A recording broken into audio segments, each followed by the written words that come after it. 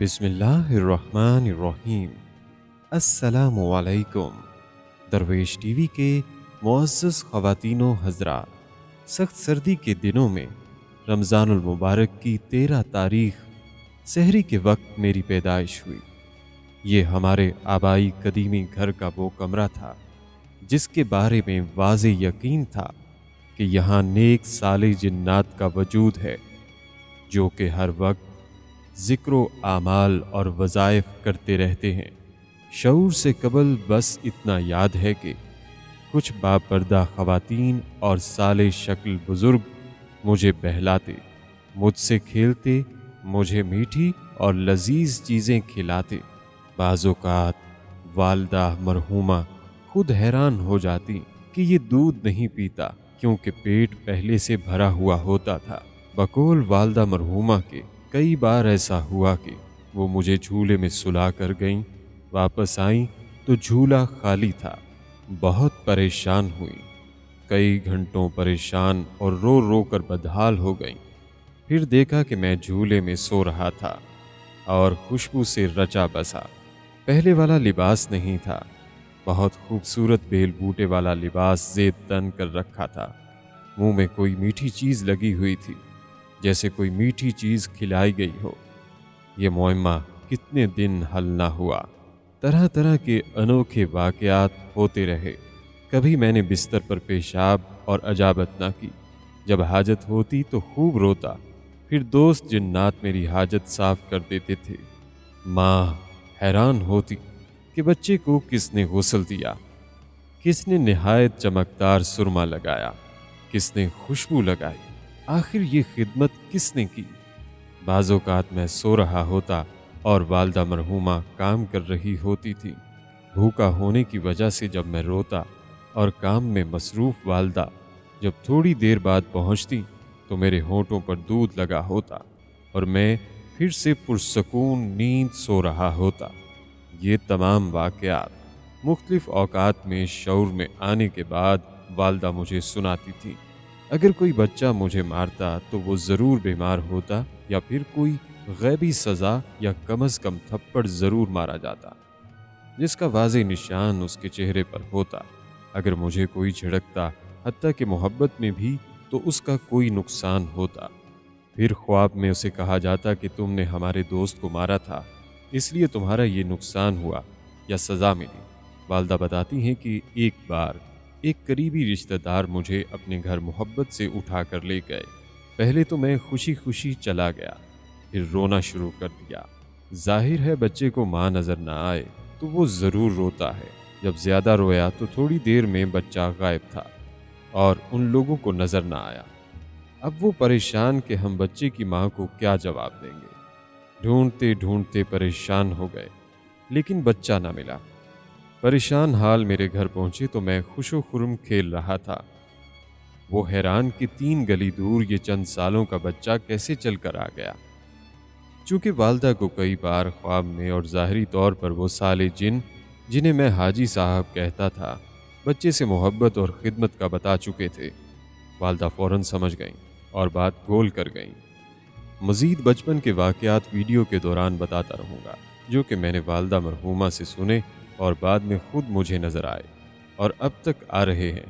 میں ابھی 8ویں جماعت میں پڑھتا تھا کہ ایک رات حاجی صاحب نے آ کر مجھے پیار سے جگایا اور فرمایا چلو میرے ساتھ۔ پھر حاجی صاحب کی نورانی شکل یکا یک بدل گئی اور وہ ایک ایسے خوبصورت پرندے کی شکل میں تبدیل ہو گئے جس کے پر اتنے لمبے، شاید کسی بڑے جہاز کے پروں سے بھی بڑے۔ میں ان کی گردن پروں سے پکڑ کر بیٹھ گیا۔ فرمایا ڈرنا نہیں، تمہیں ہزاروں خوفناک مناظر نظر آئیں گے۔ اب حاجی صاحب نے اڑنا شروع کر دیا۔ اتنا اونچے اڑے کہ اوپر اندھیرا ہی اندھیرا تھا۔ بہت دیر تک نہایت تیز رفتاری سے اڑتے رہے۔ پھر ایک جگہ بہت سے لوگوں کا اجتماع دیکھا، مجھے وہاں چھوڑا۔ حاجی صاحب کی وہاں بہت عزت تھی، ایسے محسوس ہوا جیسے وہ وہاں کے سردار یا بڑے ہیں۔ مجھے بہت عزت اور محبت دی گئی۔ ایک جگہ کچھ لوگ ایک مخصوص قرآنی آیت کا ورد کر رہے تھے۔ حاجی صاحب مجھے وہاں بٹھا کر چلے گئے۔ ان لوگوں کا حلیہ کیسا تھا میں بعد میں بیان کروں گا۔ جسے سن کر آپ حیران اور پریشان ہو جائیں گے۔ میں بہت دیر تک اس آیت کو اس سارے مجمع کے ساتھ پڑھتا رہا، پھر لذیذ کھانے کھلائے، آخر میں ایک بہت بڑے بزرگ کی زیارت کے لیے لے جایا گیا، جنہیں صحابی بابا کہہ رہے تھے۔ بعد میں پتہ چلا کہ وہ حضور اقدس صلی اللہ علیہ وآلہ وسلم کے صحابی رضی اللہ تعالیٰ عنہ ہیں، اور اب تک بھی ان کی شفقت، محبت اور فیضان مجھ پر ہے۔ انہوں نے سر پر ہاتھ پھیرا اور دعا دی، پھر فرمایا کہ قرآنی آیت کی تاثیر تمہیں ہدیہ کرتا ہوں۔ جب بھی مجھے بلانا ہے سانس روک کر اسے پڑھنا شروع کر دو، اور تصور ہی میں اس کا ثواب مجھے بخشو، میں اسی وقت حاضر ہو جاؤں گا۔ پھر وہاں اور کئی حیرت انگیز واقعات ہوئے۔ اس آیت کا پہلا تجربہ اس ملاقات کے چند دنوں کے بعد میں نے یوں کیا کہ 8ویں جماعت کا رزلٹ آیا۔ بورڈ کے دفتر سے گزٹ چند لوگ لائے اور رقم لے کر رزلٹ دیتے۔ رقم بھی میرے لیے کوئی مسئلہ نہیں تھا کہ میں ایک مالدار باپ کا بیٹا تھا، لیکن اتنا بڑا ہجوم کہ میں صبح 9 بجے کا گیا ہوا تھا اور 3 بجے تک مجھے موقع نہ ملا۔ بھوک، پیاس اور انتظار نے مجھے نڈھال کر دیا۔ اچانک صحابی بابا کی آیت یاد آئی۔ میں نے اس ہجوم میں کھڑے ہو کر وہی آیت سانس روک کر پڑھی اور اس کا ثواب صحابی بابا کو ہدیہ کر دیا۔ بس کیا ہوا کہ میں نے دیکھا کہ سامنے صحابی بابا کھڑے ہیں، ان کے ہاتھ میں موٹی سی ایک کتاب، وہی گزٹ اور میرا رول نمبر نکال کر مجھے دکھایا۔ تسلی دی، ماتھے پر بوسہ دیا اور 5 روپے کا نوٹ، جس کی اس وقت بہت اہمیت سمجھی جاتی تھی، دے کر کہا کوئی چیز کھا لینا، اور غائب ہو گئے۔ یہ پہلا واقعہ تھا صحابی بابا سے ملاقات کا۔ پھر اس وقت سے لے کر آج اس وقت تک نامعلوم کتنی بار صحابی بابا سے محبت، راز و نیاز اور ان کی شفقت سے فائدہ اٹھایا۔ جس دن میری والدہ فوت ہوئیں، اس دن جنازے میں صحابی بابا تھے اور ان کے ساتھ 14 لاکھ سے زیادہ جنات تھے، جنہوں نے ایک بے پناہ ہجوم کی شکل میں جنازے میں دیکھا۔ ان کی تعداد مجھے صحابی بابا نے بتائی۔ مزید بتایا کہ ہر جن نیک و صالح ہے، جن کی اکثریت مکہ مکرمہ اور مدینہ منورہ سے آتی ہے، اور ہر ایک نے 70,000 کلمہ پڑھ کر آپ کی والدہ اور والد کو بخشا ہے۔ انہوں نے جنازے کو کندھا دیا اور قبرستان تک پہنچایا۔ 3 دن جنات کی اکثریت حاجی صاحب اور صحابی بابا سمیت گھر میں رہے۔ جب بھی والدین کی قبر پر جاتا ہوں تو یہ حضرات ساتھ ہوتے ہیں۔ ایک بار میں ایک قبرستان میں تھا، یہ اسی سال سردیوں کی بات ہے۔ میں گھر سے کمبل لانا بھول گیا۔ قبرستان میں کھلی جگہ احساس ہوا کہ مجھے سخت سردی لگ رہی ہے۔ اتنی دور سے کمبل کیسے لے آؤں؟ آخر سوچ سوچ کر، کیونکہ سخت مجبوری میں صحابی بابا کو تکلیف دیتا ہوں، وہ آیت پڑھی تو حسب معمول صحابی بابا کمبل لے کر تشریف لائے اور میں نے اوڑھ لیا۔ حاجی صاحب، جو کہ جنات کے 14 بڑے قبائل، واضح رہے کہ ہر قبیلہ لاکھوں کروڑوں جنات کی تعداد سے بھی زیادہ ہوتا ہے، کہ سردار ہیں۔ ان کی عمر سینکڑوں سال ہے، بہت زیادہ متقی اور پرہیزگار ہیں، خاص طور پر حلال حرام کے بارے میں خصوصی خیال رکھتے ہیں۔ اپنے ہر اس جن کو سزا دیتے ہیں جو کسی کے گھر سے مالک کی اجازت کے بغیر کھا پی کے آ جائے، یا کسی کے گھر سے زیور یا رقم چوری کر لے۔ حتیٰ کہ ایک دفعہ ایسا ہوا کہ میں حاجی صاحب کے ساتھ ان کے پوتے کے نکاح کے سلسلے میں قراقرم کے سنگلاخ ہزاروں فٹ اونچی پہاڑیوں میں تھا۔ میں نے بیٹے کا نکاح پڑھانا تھا۔ کروڑوں جنات اکٹھے تھے، جن میں مرد، عورتیں، بوڑھے، بچے، جوان سب تھے۔ سنت کے مطابق نکاح تھا۔ نکاح کے وقت لڑکے کی عمر 150 سال تھی۔ ابھی جوان ہی ہوا تھا کہ انہوں نے اس کی شادی کی فکر شروع کر دی تھی۔ نکاح کے لیے اکٹھے ہوئے تو لوگوں نے حاجی صاحب اور ان کے بیٹے عبدالسلام جن کو بے شمار ہدیے دیے۔ صحابی بابا بھی ہماری دائیں طرف تشریف فرما تھے۔ ایک خوبصورت زیور کا سیٹ ایک پکی عمر کے جن نے لا کر دیا۔ چونکہ حاجی صاحب ہر ہدیے پر نظر رکھے ہوئے تھے، اس سونے کے بھاری سیٹ کو دیکھ کر چونک پڑے۔ ان صاحب کو بلایا اور پوچھا یہ کہاں سے لیا؟ وہ خاموش ہو گئے۔ پھر پوچھا کہ کہاں سے لیا؟ اب ظاہر ہے وہ اپنے آقا اور سردار کے سامنے جھوٹ نہیں بول سکتا تھا۔ کہنے لگا کہ میسور انڈیا کے فلاں شہر کے فلاں ہندو سیٹ کی تجوری سے چرا کر لایا۔ چونکہ آپ کے بیٹے کی شادی تھی اور آخری بیٹا تھا اور میں خالی ہاتھ آنا نہیں چاہتا تھا، اس لیے یہ غلطی کر بیٹھا۔ حاجی صاحب نے ایک نظر میری طرف دیکھا کہ جیسے پوچھ رہے ہوں کہ کیا حکم ہے، پھر صحابی بابا کی طرف دیکھا۔ صحابی بابا خاموش رہے۔ یہ ان کی اکثر عادت ہے، جب میں موجود ہوں تو وہ خاموش رہتے ہیں، اس لیے نہیں کہ میں ان سے بڑا ہوں، اس لیے کہ وہ مجھ پر نہایت شفقت فرماتے ہیں۔ جو عرض کر دوں اس کو حکم بنوا کر منواتے ہیں، اور جو نہ مانے اس کو سخت ترین سزا دیتے ہیں۔ میں نے حاجی صاحب سے عرض کیا کہ ساری زندگی آپ کی حلال پر گزری ہے، آپ نے کبھی حرام خود کھایا، نہ کبھی کسی کو کھانے دیا۔ حتیٰ کہ مجھے عبدالسلام کا واقعہ یاد ہے، جو کہ اس کی والدہ نے سنایا کہ جب یہ 115 سال کا تھا، چونکہ ابھی چھوٹا تھا، کہ کسی کے گھر سے تلے ہوئے 2 پراٹھے لایا تھا اور کچھ لقمے کھا لیے اور باقی کھا رہا تھا تو حاجی صاحب نے دیکھ لیا، پراٹھے ہاتھ سے چھین لیے اور لوہے کی موٹی زنجیروں سے مار مار کر لہو لہان کر دیا۔ پھر پانی میں نمک ملوا کر بہت زیادہ پلوایا اور حلق میں انگلی مروا کر قے کروا دی تھی۔ جب یہ واقعہ میں نے بیان کیا تو حاجی صاحب نے گردن ہلائی کہ واقعی ایسا ہوا تھا، اور عبدالسلام کا سر جھک گیا۔ میں نے مزید تفصیل بیان کی کہ ہندو ہو یا مسلمان، جس کا بھی حق ہے اس تک واپس جانا چاہیے۔ یہ پکی عمر کے مسلمان جن ہیں انہیں سزا نہ دیں بلکہ معاف کر دیں۔ 2 محافظ جن جو میرے سینکڑوں محافظوں میں سے ہیں ان کو ساتھ کر دیتے ہیں کہ جہاں سے چرائے تھے واپس وہیں رکھ کر آئیں۔ یہ محافظ ان کی نگرانی کریں کہ آیا واپس وہیں رکھے ہیں یا نہیں۔ ابھی میں نے بات ختم کی تھی تو میری نظر حاجی صاحب کے چہرے پر پڑی کہ ان کے نورانی چہرے پر زبردست جلال تھا۔ میرا سال ہا سال کا تجربہ ہے کہ جب ان کے چہرے پر جلال ہوتا ہے تو بہت پسینہ آتا ہے۔ اب تو اتنا پسینہ آیا کہ داڑھی سے بہہ کر نیچے گر رہا تھا۔ غصے سے کانپتی آواز میں بولے کہ یہ ابھی چھوٹا ہی تھا کہ میں نے اس کی تربیت کی، آج اس کی عمر 1600 سال سے زیادہ ہو گئی ہے، لیکن اس نے یہ حرکت کیوں کی ہے؟ آپ چونکہ میرے مرشد کے خلیفہ ہیں اور وصال کے وقت مرشد ہم سب قبائل کو آپ کے سپرد کر گئے تھے، لہٰذا اجازت دیں کہ اس کو سزا ملنی چاہیے اور اس کی قید کا حکم ملنا چاہیے۔ میں نے جب یہ صورت دیکھی کہ اب حاجی صاحب سخت جلال میں ہیں، میں اگر قید کا حکم نہ مانوں، حاجی صاحب مان تو جائیں گے، لیکن ایک کی قید سب کروڑوں جنات کے لیے نصیحت بن جائے گی۔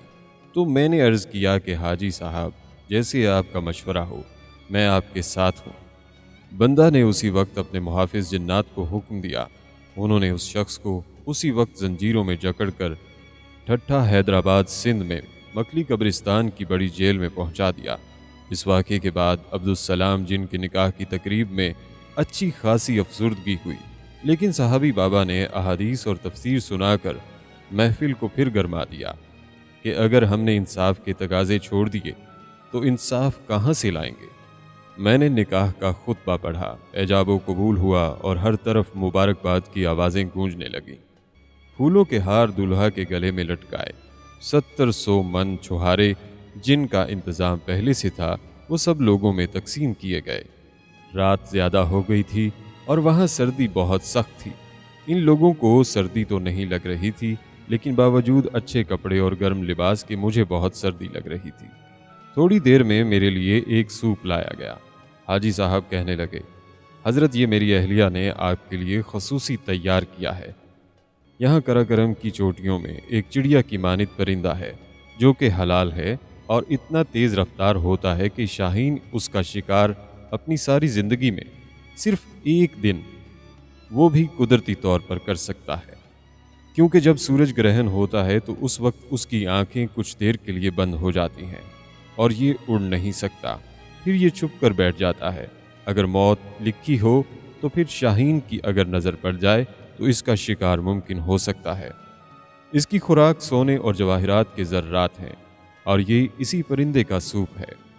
یہ ایک گھونٹ آپ کی سردی کو فوراً ختم کر دے گا، اور اگر دوسرا گھونٹ پی لیں گے تو آپ کو کبھی سردی نہیں لگے گی، حتیٰ کہ آپ کے علاقے کی سخت سردی میں بھی آپ کو گرمی لگے گی، اور سخت سردی میں آپ صحن میں یا چھت پر بستر بچھا کر سوئیں گے، اور گرمی میں پھر آپ کا کیا حال ہوگا میں نے صرف ایک گھونٹ پیا۔ واقعی دوسرے گھونٹ کی نوبت ہی نہیں آئی۔ گرم ترین لباس میں مجھے پہلے سردی لگ رہی تھی، اب گرمی لگنے لگ گئی۔ پھر جنات کے ایک بڑے بوڑھے باورچی سے صحابی بابا نے میری ملاقات کرائی۔ نہایت بوڑھے بزرگ تھے، صدیوں ان کی عمر تھی، آنکھوں کی بھویں ڈھلک کر آگے آ گئی تھیں اور انہوں نے آنکھوں کو بند کر دیا تھا۔ اب وہ خود پکاتے نہیں بلکہ نگرانی کرتے ہیں۔ ان کے بارے میں حاجی صاحب نے بتایا کہ یہ وہ بزرگ ہیں جنہوں نے بڑے بڑے اولیاء اکرام کے دسترخوانوں کی خدمت کی ہے۔ ان میں حضرت شیخ عبد القادر جیلانی رحمۃ اللہ علیہ، شیخ ابو الحسن خرقانی رحمۃ اللہ علیہ، شیخ فاتحہ شیبانی رحمۃ اللہ علیہ، حضرت علی حجویری رحمۃ اللہ علیہ لاہور والے، حضرت معین الدین چشتی اجمیری، عبداللہ شاہ غازی کراچی والے، اسی طرح بے شمار نام پکارے کہ مجھے یاد نہیں۔ ان کے جسم پر بڑے بڑے بال تھے، موٹے کپڑے کا پرانا ہلکے پیلے رنگ کا کرتا پہنا ہوا تھا۔ میں نے اس بوڑھے باورچی جن سے سوال کیا کہ تمام اولیاء کی مرغوب غذا کیا چیزیں تھیں۔ فرمانے لگے ہر درویش کا اپنا ذوق تھا۔ جیسے حضرت علی حجویری ہریسہ اور تازہ انگور، دیسی گھی میں بنی چوری اور بعض دفعہ سوکھی روٹی کے ٹکڑے بھی مزے لے لے کر کھاتے۔ حضرت بابا فرید شکر گنج کا واقعہ سنایا کہ ایک دفعہ مجھے سورہ رحمان کی آیت فَبِأَيِّ آلَاءِ رَبِّكُمَا تُكَذِّبَانِ کا ورد بتایا۔ واقعتاً میں نے بھی کیا۔ جس طرح باورچی جن کو فائدہ ہوا مجھے بھی ہوا، اور کئی بار ہوا۔ انہوں نے مجھے یہ عمل بخش دیا کہ جب کبھی بے موسم کی چیز کھانے کو دل چاہے، یا لمبا سفر مختصر کرنے کو دل چاہے، یا تم چاہو کہ میں اپنے بستر پر لیٹے لیٹے دنیا کے کسی ملک یا کسی شہر کی سیر کر لوں، یا تم چاہو کہ کسی باکمال درویش جو اس دنیا سے رخصت ہو گیا ہو اس کی ملاقات ہو جائے، یا اس سے باقاعدہ علم حاصل کروں، تو بس یہ اس مخصوص طریقے سے پڑھو، اسی وقت نظارے دیکھو۔ باورچی جن کہنے لگے یہ انہوں نے مجھے سال ہا سال خدمت پر دیا تھا۔ انہیں ماش کی دال، کالی مرچ اور بکری کے گوشت میں پکی بہت پسند تھی۔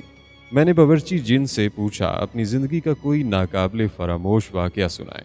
کہنے لگے بے شمار واقعات ہیں، لیکن ان میں چند واقعات سناتا ہوں۔ کہنے لگے کہ ہمارے جنات کا اصول ہے کہ یعنی نیک صالح اور متقی جنات کا کہ جس گھر میں قیام ہوتا ہے، اگر وہ گھر والے نیکی، قرآن، نماز، ذکر، صدقات، خیرات اور گھر میں نیک صالح لوگوں کو بلانا وغیرہ کی ترتیب پر قائم رہتے ہیں تو ہم ان کی معاونت کرتے ہیں، ہاتھ بٹاتے ہیں، ہر کام میں مدد کرتے ہیں، ان کے دشمن کے وار کو خود روکتے ہیں، حتیٰ کہ اگر جادو ہو جائے تو اس کو ختم کرتے ہیں، گھر والوں کو اطلاع کرتے ہیں۔ بعض اوقات خود ہماری نسل جنات سے ایسے شریر جنات کسی بچے کو دھکا دیتے ہیں جسے عام طور پر گھر والے گرنا یا چوٹ لگنا کہتے ہیں، ہم ان کی حفاظت کرتے ہیں۔ باورچی جن نے اپنے ہاتھوں سے اپنی لٹکی بھووں کو پکڑا ہوا تھا، انہیں چھوڑ کر پتھر کا سہارا لے کر تسلی سے بیٹھے اور پھر بولے کہ چونکہ میرا اکثر وقت شہروں اور درویشوں کی خانقاہوں اور آستانوں پر گزرتا ہے، مجھے صدلی کے ایک مشہور درویش، میں ان کا نام دانستہ نہیں بتا رہا، کہ گھر مزاج میں تقوی اور استغنا تھا، کسی قسم کا لالچ نہیں تھا۔ ہم اس درویش کی ہر طرح مدد کرتے ہیں۔ دعا ہے کہ اللہ تعالی ہمیں نیک صالح لوگوں کی زندگی سے سبق سیکھنے والا بنائے، آمین۔